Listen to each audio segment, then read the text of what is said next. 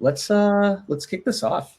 So the title of the event is the Virtual Startup Career Fair, and we called it that because we thought this would be a really cool opportunity to bring career opportunities together. But we're hoping this becomes so much more than that.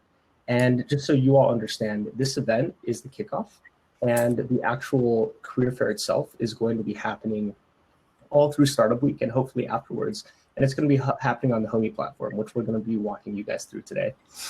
So the mindset behind this was really to think through all of the things that we can do to help the Twin Cities startup community, to lift up the community.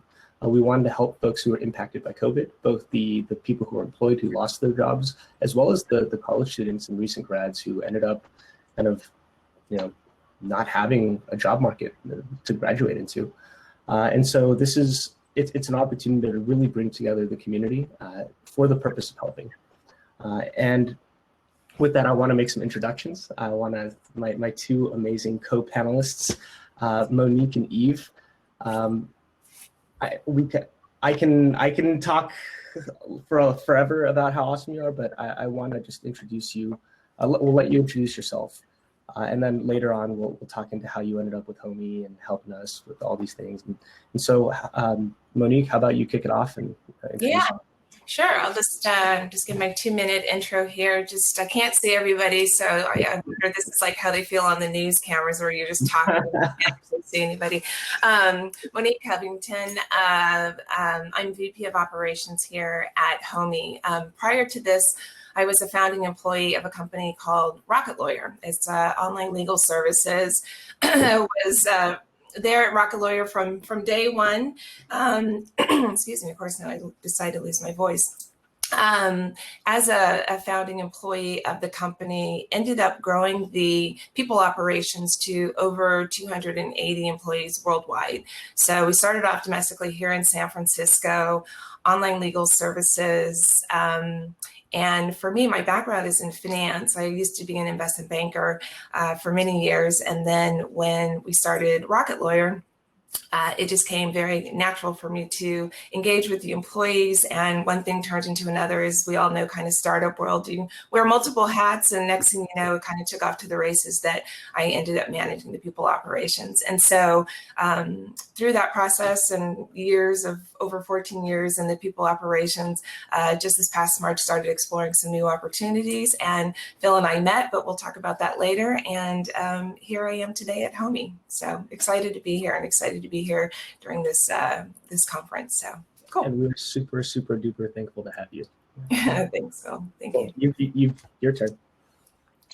Yeah, so hi everybody, my name is Eve Poeschl. You might see me kind of floating around the Twin Cities startup community for quite a while. Let's see, history-wise, my background is in computer science, went to the U of M, go Gophers, and out of there, did some development on the .NET stack, and then eventually moved over to a company called The Nerdery, where I was helping agency clients in refining ideas and concepts and really creating things, creating fun little things everywhere. And then that expanded out to enterprise, and we create big things. And so that's kind of one of my passions, is to take an idea and kind of develop it. So my role here at Homi is I'm a product advisor. I help guide Phil and the team here through talking about what is our goal, what do we want to achieve, what do we want to give back to the community. And Homi has gone through quite a few iterations and ideas and testing. So this is a really great way to test another set of audience for users of Homi, and really excited to hear feedback from all of you as well. So yeah, a little bit more for me. I'm a habitual overcommitter. I'm on the board of quite a few things here in the Twin Cities. And yeah, I'm really here to help and get people building better things. And that's really what my passion is. For sure. Thank you both for sharing. And Eve, that was actually the perfect segue into the first point we should dive into, which is the evolution of the Homi product. Yeah. For those of you in here, and I wish I could see your faces, your names, but some of you may have heard kind of our early journey.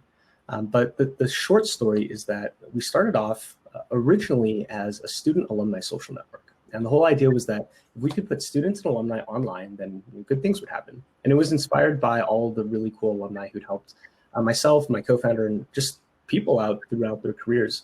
And so that's what we set off to do. And it took the shape of a Q&A platform. And so for some context, every piece of mentorship software in the world is built around Q&A. So there's someone asking questions, usually a student, and they're asking a question about how to get an internship or a job or figure out what they want to do. And on the flip side, there's an administrator, or if there's a mentor, so an alum, an employer, someone who can help. And then in the middle, there's an administrator emailing both people saying, ask this, answer that, do these things. And that's how they drive engagement. And for us, we were doing that. We had a great Q&A platform, we had profiles, we had messaging, we had everything you would think you'd need in a mentorship platform, but we knew it wasn't really solving the problem. And that's really right around when Eve joined our company, we started having these conversations about what is the real problem we're trying to solve? Is our product actually doing that? Or is it just a Band-Aid solution that has a shinier UI? And so at the end of the year, last year, we made the decision to essentially to scrap the old Homi product. Everything we've been working on for 4 years, the web app, the Q&A, everything, we put to the side, and we set off to figure out how do we take all this incredible wisdom, like all this stuff that's going on in your heads as alumni or as mentors, and how do we share that at scale? How do we take this mentor-mentee relationship from this traditional one-to-one coffee chat to one-to-many? And that really was for us a huge pressing question. And what we settled on was mobile video. And the original thought was, let's make it so that you can share your story once, and it's like speaking on campus in the same way that we're doing right now, but for that message to be understood by hundreds, if not thousands of people from the communities that you really care about. And so that was the very beginning. And over the last 4 months, the product team has been super hard at work building out this new version of Homi. Today, or last night, it was released on the App Store, so it's now available for download. And I just want to talk through kind of how we got there, because I think in order to get there, we had to figure out a lot of the things that were going wrong with kind of mentorship in the startup community, access to opportunity, and those are things that we think really hard about. So I know that was a lot. Eve and Monique, if you want to jump in, Eve, I'm sure you have some thoughts on that as someone who's just watched the product grow and develop. Yeah. And so this is, a really good piece of advice too for all of those who are starting up with new companies and growing ideas, is that pivots during your life cycle of a company, they happen, and let them happen naturally. And I'll tell you about some of the pivots that Homi took. So when we first started, like Phil said, it was the alumni mentor-mentee type of relationship within a college. But then when we stepped back and looked at that relationship, it's not just alumni and existing students, right? It's mentor and mentee. But then when you step back even further, it's people who are helping and people who need help. So that's one of the reasons we thought this community, this Twin Cities startup community, is so integral in testing out that strategy of bringing people who can help and bring people who need help together onto the same platform. And like Phil said, one of the reasons we did video is to put a personal face on that interaction. So you don't necessarily want to just type back and forth to people. When you see somebody speaking from the heart and telling you a story of how they failed, that is meaningful. And so we want to be able to connect people together, to make connections, and having helpers. And my new coin term is helpies, and nobody liked that, so we're not calling them helpies. But really post those videos of how you want to help the community, and people can comment with an app. And also, one of the newer features we introduced this release is a kind of a look for help and offering help board, except the look for help part is not really there. It's really, we want to see the community with people who are willing to help and what they're willing to do for you. So if you're looking for help, go on there and see all the posts for help, and then you can directly email or message the person who's offering the help. And we wanted to see the helping earlier at the beginning of the release, because we think that's one way to get users kind of coming to the app and sticking with it. Anything to add there, Phil? Yeah, I mean, that was, I think, maybe an ask actually for those of you who are on the platform or who are listening to this, who maybe you've gotten help in your career figuring out kind of your internships or jobs and what you're doing now. If you have something you want to share, you can just download the app and share it. It's very straightforward. It's just put up your camera, you just talk, and you might not think that people would want to hear what you have to say, which is for me the case for sure. But you'd be amazed how impactful that is for someone who was in your shoes or is in the position that you used to be in, because you're the best person to help that person out. Yeah. So Monique, were you going to say something? Or? No, go ahead, finish that. Sorry. I think that one of the other questions I have for you, Eve, and Monique, chime in if you want, is the implications that this is going to have for kind of non-traditional communities, right? The BIPOC communities. Eve, I know you're a big part of them, include tech. I'd love to hear your thoughts on how exactly this is going to benefit people who are traditionally left out in the hiring process. Yeah, and I think this question goes a little bit into the history of how we came to this idea again. So when COVID hit, there's news of people losing their jobs and people being on furlough, and we were at the time releasing an iteration of the product that was going to get people jobs. And all of a sudden, those companies that were signed up to offer those jobs are not hiring anymore. And so again, like that pivot needed to happen because in a world without jobs, how do you actually help? So this iteration, we've seen the market kind of there's more jobs available out there now. And I'll tell you a story about how one of these opportunities came about. I'm on the side, I'm a mentor for the Brand Lab, and they're an organization that work with college kids and high school kids and exposing them to a career in marketing and advertising. And I'm not a traditional, I'm not in marketing or advertising, but what somebody said, hey, Eve, you should be a mentor for the Brand Lab. And I'm like, okay, I like to overcommit. So I got paired up with a gal named Sade, and she and I just really got along and hit it off. And she had a whole bunch of questions. And, this is kind of to Homi's vision, there's a lot of people out there with a ton of questions, and here I am. I identify with her. I know her. I can help her answer some of those questions, and I'm just there for her, right? And throughout this last 2 years, we just met up, had coffee, had lunches. Do you guys remember those days, lunches with people? And we just connected, and she would give me an update of what she's doing in school and how she's doing. She went overseas to Japan for about a summer. And when she came back, that's when COVID hit, and we were reconnecting again. And I asked her, I'm like, hey, Sade, what's going on? I know you just graduated. What are you doing? And this is kind of like at the end of our official relationship, our mentor-mentee relationships, but we still keep in touch quite a bit. And she tells me, I've been on LinkedIn, I've been applying for jobs, and it's just so frustrating because I'll get a response back that you're number 1,400 in a queue of applicants for the same entry-level marketing job. And I was like, dude, that just sucks. How can I help? Let me introduce you to some people. And it's this type of interaction, this type of networking. And I know you're needing something, and I have other people in my network that I can connect you to. So I ended up introducing her to Phil, and Phil talked to her.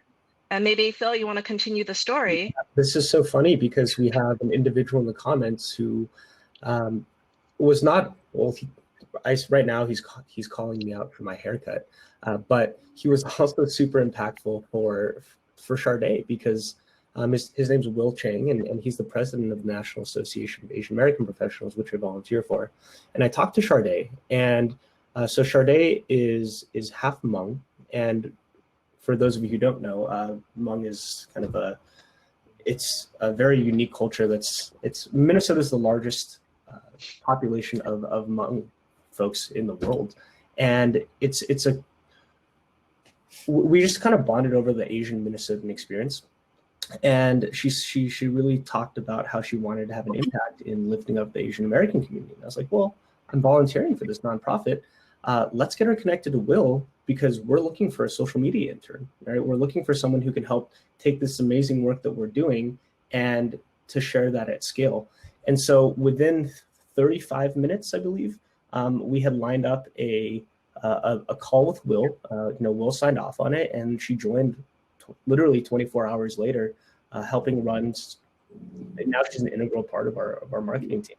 And that all came together because of these high quality relationships, and people just wanted to help. So it's cool how that all came together. Yeah, and it's just through the power of helping and giving each other a chance, right? All she needed was a chance, somebody to talk to her, somebody to connect with her. And the founding learning that we got from that is that when you can make an introduction into a job, the chances of you getting an interview is astronomically higher. So one of the things that you can do on the Homi platform is that you can post a job offering either through your own company or a company that you know of, and you can make that first introduction. That helps so much in getting a face-to-face interview rather than just sending your resume into this abyss where 1,000 other applicants are there. So definitely make those connections, help each other out. And that's what we're trying to get to with the platform. 100%. And just adding, can I just add right there, Phil?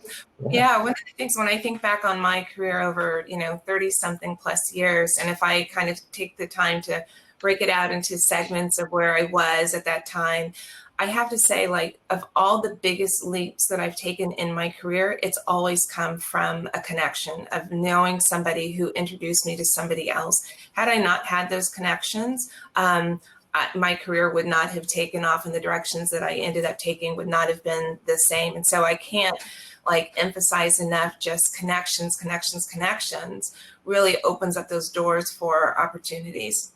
And that's what we're really trying to just solve for, is how can we get the exposure to more opportunities? How can we get the exposure to those connections and those lanes that sometimes, were not accessible. And if they were 1,000 person, applying accessible, which really isn't accessible. And so I guarantee, that's kind of the power of LinkedIn, if you think about it, because people just kind of connect one after the other and like, oh, this person knows this person. And so taking it to the level where people are looking at jobs coming out of school, et cetera. This is, for a company where I manage the recruiting coming in, to have a platform like Homi that really helps to build that pipeline of all of those connections within individuals. It's huge to any organization, regardless of the size, if it's a small to mid-sized company, or if it's a large, thousands of person company. It all starts with connections, and that's what this is based on. So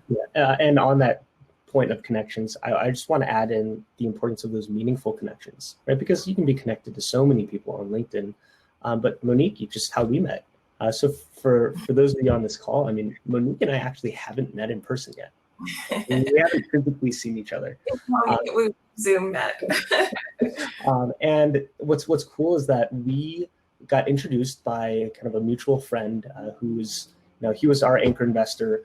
And again, a super high quality relationship, someone who bet on us early. He was the first tech investor to really take us seriously and really put capital behind us. But that wasn't where it stopped, right?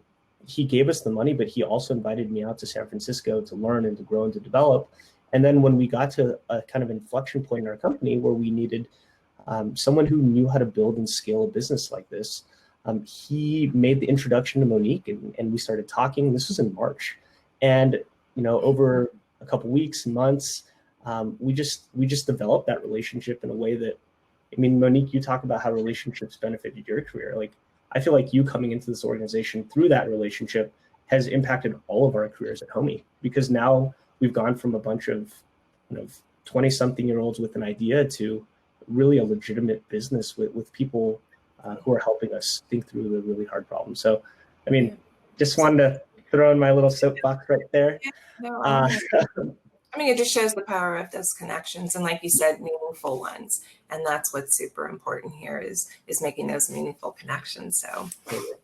And back to the diversity, you can make connections across diverse groups of people, and you can make, especially across different age groups. I think that is one level of diversity that we don't really talk about a lot, is older people coming together with younger people to co-create something. And we don't see that a lot in, I think, the Twin Cities startup community or any type of community where, and I think there's tremendous value in that. The older generation kind of helping the younger generation, and because, I mean, they're more experienced, right? They've been through life more. And I see a lot of these younger startups come up, and there's no older people on their team. And I think that's a huge miss in that, but the problem there is that they're not exposed to other people who are outside of their age group. They start this startup when they're in school. They know who they know. They don't know who is outside of their network. So one of the other things I do on the side is I judge for the Minnesota Cup. And I see so many of these startups where their entire team is just all age centric, all age same. So that's another thing that we hope that Homi will bring to these communities, is bring together age groups. We earlier on in our company, we were called out for being kind of ageist. It was like we made a lot of old people jokes. We were very, very arrogant, cocky, whatever word you want to use for it, about how we were building the future of this or that. And I think that for us, in hindsight, that was stupid, right? And now I look at our company, and the average age of our company in the last increased at least a decade and a half. And it's completely changed the dynamic of our company, the culture, the experience, what we're able to do and how we think through things. And I'm a believer. So,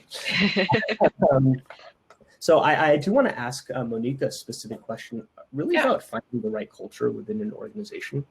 So I think a big part of our responsibility as a career platform is, how do we connect people, talented people who are willing to work hard? How do we connect them with problems that they are really passionate about solving, and people who they like working with? And I think a lot of that comes down to, instead of just picking the most prestigious company or the best known company, how do we find the company that's right for you? And I know that your job at Rocket Lawyer was building that culture of figuring out how exactly we can make a company that people want to work at. So I'd love to get your thoughts on that. Yeah, no, definitely. Well, it's kind of multi-lane if you think about it. So when you're first looking for your first company out of college, I mean, if you were to ask me, do I have the same things today that I would be looking for when I was 20? Absolutely not. So in that course of time from me getting out of school, I mean, I could have been looking for like the chips, what snacks do they have? I mean, there were certain things that are just a bucket of what you're looking for when you're 20 versus when you're, say, 30, 40, 50, and so on. And so, but I think there are a few things that are going to be the core of you and what you always want, no matter what stage you are in your career. But that's really a very individual experience. So who are you kind of as a person? What kind of learner are you? What kind of friends do you have? Who are you associating with? And so there's certain things about you that kind of, yes, we ebb and we grow, hopefully grow as we go through life, but there's some things about you that kind of just stay the same. And so when you know that, and you really do that homework, if you will, you then start and you step back and say, okay, well, what am I really interested in? Because even when you think about a career, unless you're going to be like, going on the doctor path or, maybe lawyer path, I mean, there's certain classes in college that you have to take that are mandatory to kind of get to the next level of being a doctor. But for those who just are trying to figure it out, or like me, I knew I loved finance, I knew I loved numbers, but what did I really want to do? I mean, I was asking myself that literally 3 months before graduation of college. And so, so some of it is like knowing who you are, what area that you want to go into. And some of it is really just taking that foot forward. But when you go start talking to companies, you really get a good sense of that through people's recruiting process. And when you start talking to the individuals who you're recruiting for, you ask some of these questions like, does this company value, like, what does the company value in their employees? And sorry, I'm just having different thoughts here. The bigger thing, when I think about it, what it was 20, 30 years ago is very different than it is today. Today, you'll find companies who are really caring who you are as a person, what you will add coming into the company. 20, 30 years ago, it would just be like, what are your skills? You check the box of your resume, and that's kind of it. Today, it's a bigger, more broad scope of what it is that they're looking for. And so they're looking for some of those soft people skills. They're looking for that EQ of individuals coming into the company. And that's what you really should base your focus on, is what companies really resonate with me as a person. I get that we still kind of have, these ideas of like going to the big companies, but I have to say, sometimes starting with the smaller companies, at least that's the path that I took in my career, I ended up with such a vast exposure to the experience of the people. What I was able to work on was way more broad than had I been placed into like a larger company. And so for that, it was more challenging. I got exposed to more, I learned more. I rose up the ranks faster at a smaller company than I did in going through a large company where you're kind of just dropped in. You were an associate, you did the associate type things, you were in a program, and you kind of rose that way. But it all kind of went back to, no matter what age, in my 20s, 30s, 40s, I'll start right there. It didn't matter in terms of, it did matter in terms of like the company, but it really started with me. Like, what kind of people did I want to be around? What was I going to learn in that company? And again, it translates more so today, where people and recruiters are seriously focused on what do you bring to the table in terms of all of your skills, because companies are willing to train still. And so a lot of the focus is on some of those soft skills, people skills. And so I would say kind of start there. If you know people who are at organizations, they're having an awesome experience, like, you got to know that that might be the place for you as well. So totally. I just actually want to dive just a little bit deeper into that, so I feel like you've really become kind of like the career coach for everyone in our company, just helping us as we grow. We've tripled in size in the last 6 months. And I know we're going to triple again and again and again. And, part of that is our jobs are changing. My job is changing. Literally everyone's job has changed. And so when you're, having your one-on-ones with people, how are you kind of breaking down, I guess, their wants, needs, and desires to do better? Like, how are you helping them think through those problems? Do you have an approach to that? My approach in really anything is just, I listen. I deep listen. And I really, if you give people just a little bit of room, they'll open up. And there's so much that you can learn from people just by listening to what it is that they're saying, where they're stuck, based on my experience, which direction can I lead them to? It's never like you need to do it. Even with my kids, it's like, you need to. I never say you need to. I always say, like, you should consider, have you thought about, this? And so for me, it's stepping back, taking somebody where they exactly are in that moment in time. And then based on my experience and me hearing where it is that they want to go, how can I help kind of construct a path forward for them, giving them some of, my experience that hopefully will kind of rub off and resonate on somebody, to maybe they can then apply it to themselves. So does that answer? Yeah. It does. And, on that subject of lack of experience, you have 2 kids, one who's in college, at a liberal arts college, and one who, fingers crossed, will be going to another liberal arts college in California. But, as a mom, right, like, my mom was very like, be a doctor, lawyer, get strong finance skills, go work in a bulge bracket investment bank, go to business school. Like, it was very just, that's what you're supposed to do. We did. So she was not supportive of the liberal arts. And I just, as a liberal arts grad, like, I wouldn't trade my education for anything. But, as a mom, right, how are you, how do you feel about that? Yeah, I'm of that generation. African-American parents came from the South, migrated from, North and South Carolina and Texas to California. I mean, at the time for us, our career paths were, doctor, lawyer, librarian, teacher. I mean, it was very just one word kind of thing. And even for my parents, like I think when my brother mentioned something about, being an engineer, they were like, wait, what? Like, what is that? What is that? And when my sister went to Williams College for liberal arts, my parents were like, Williams, like, where is that? Liberal arts, what is that? Like, I don't hear doctor of finance, behind any of those. And so, as we've kind of grown generationally and we have more access and exposure and opportunities, that, it becomes more of our fabric of what we know.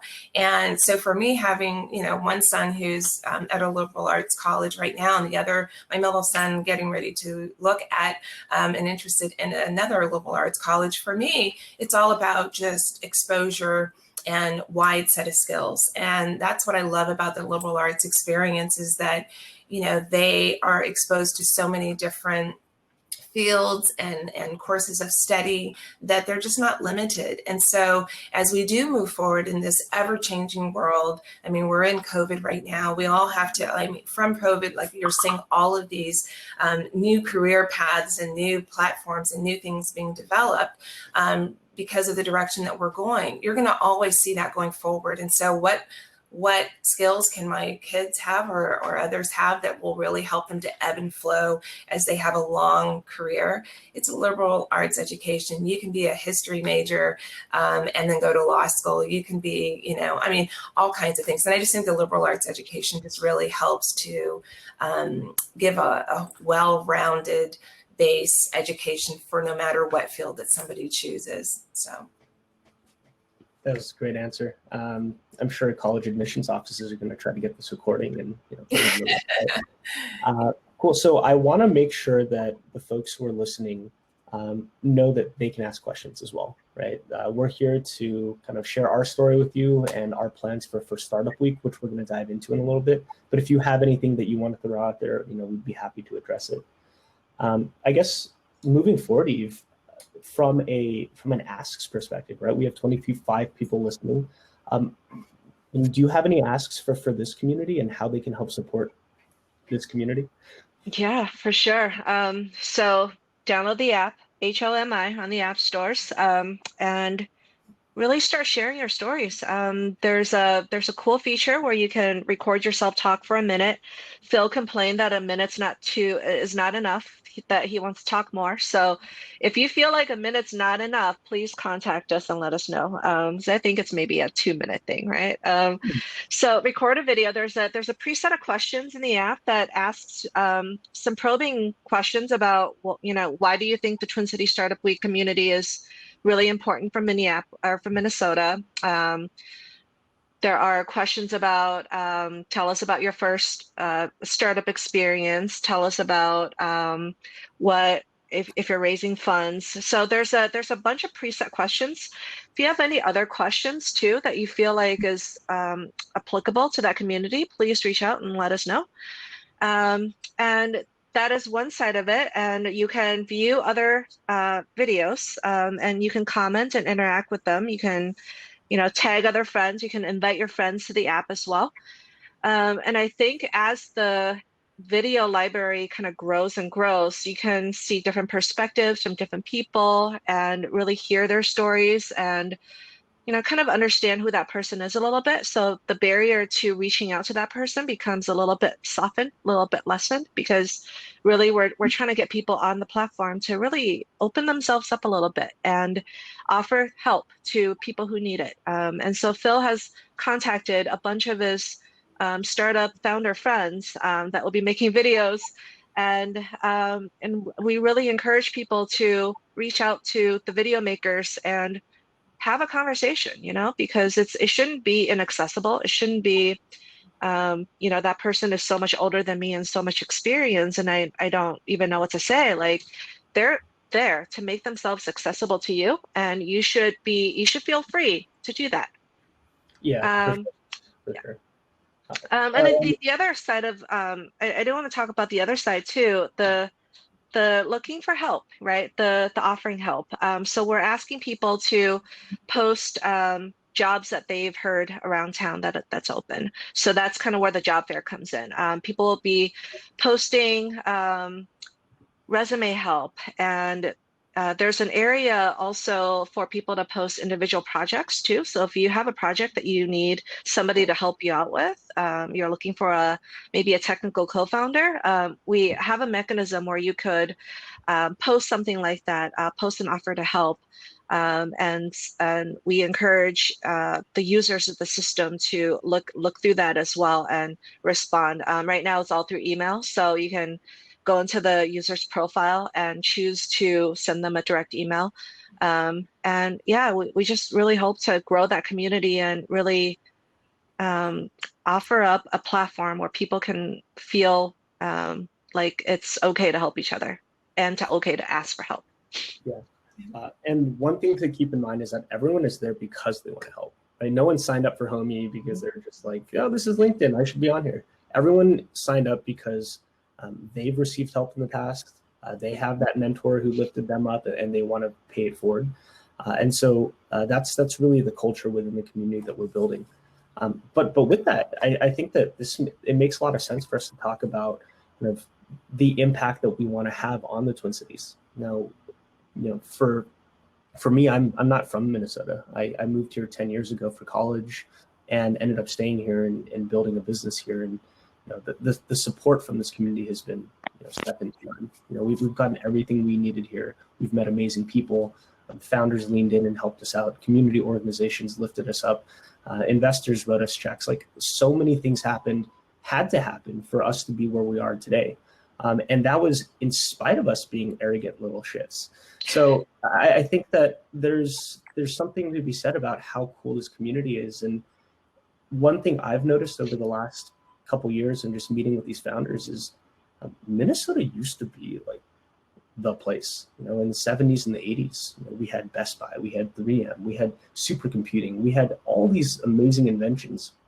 And then somewhere along the lines, things changed, right? And there was this cutoff between the corporate community and the startup community. And, we ended up in a spot where we still have people who are building great things, but if we could just connect the money and the ideas and the people in a more coherent way, I think we could do so much for Minnesota. And so that's really the mission of this, to help bring that entrepreneurial spirit back to Minnesota. Not saying that it isn't here, but to just make it so that everyone who has ideas has all the resources and the opportunities they need to execute. That's really the goal of this. And we're gonna be throwing everything we have at it. We're gonna be building new features. We're gonna be talking to people. I'm messaging every single person on the beta founders list. We're bringing on the founders of Sports Engine, Code 42, Jamf, people who've lifted me up in my career. And those are the people who, they're the glue that keep this community together. So stay tuned over the next couple weeks. They're going to be trickling on. And just remember that this is going to go far beyond Startup Week. This is just the very beginning. Yeah, and can I also just add something on to that? So, when I think about Homi and when I think about, my position with, building out the recruiting function at my company, I really wish that I had a platform like Homi at that time for solving some of our gaps within our recruiting process. And I can't emphasize enough for, those who are on the call perhaps that may be just listening in as recruiters and you're at companies, corporations, the network and the pipeline that I'm so looking forward to Homi addressing for companies is going to be huge. We, especially like smaller mid-sized companies, we always face so many challenges, but where you find companies really trying to, well, one, they try and save some money. A lot of times you find smaller mid-sized companies, they have to spend a lot of money on external, recruiting agencies. And what Homi solves for these companies is a platform for connections, a platform for building pipeline so that you always have like a readily available source of individuals that have already been part of this Homi network, that have been brought in through mentors or through peers, et cetera, or through their alumni networks. And you have this kind of ready-made pipeline, if you will. And so I wish we had this back in my day, starting up Raga Lawyer, but the fact that it's here now, like I'm thrilled to be part of this and to see where this goes, and knowing that it's going to be such an amazing, useful tool for companies of all sizes as they solve for some of their gaps within their hiring. And I can't wait just to see like just long-term where this goes. So it's super awesome. Totally. Thanks, Monique. So we are coming up on 11:30, and again, we want to be available for any questions, both here and if you want to reach out separately. Feel free to message us on Homi. I'm always available. I'm always excited to listen to what you have to say, and just thank you for the support and for tuning in on a Tuesday morning to listen to us talk. With that, I think Eve, maybe we should return some of their time. What, the 2 minutes? Yeah, so we're going to give you 2 minutes of time back, get some coffee, get some lunch. Yeah. Yeah. Thank you for listening. This has been really fun. Thanks, everybody. Yeah, thanks everyone. Yeah, take care. Do I just end this? I don't know. It says leave. I think we just leave. Does anyone want to pop on and say hi? I know you're there somewhere. Will, Anthony, Grace, I know you want to be in part of this. Lois Josephson. How does this work? Yeah, I just think someone What's coming on? Popped off. Oh, Lois. Nice.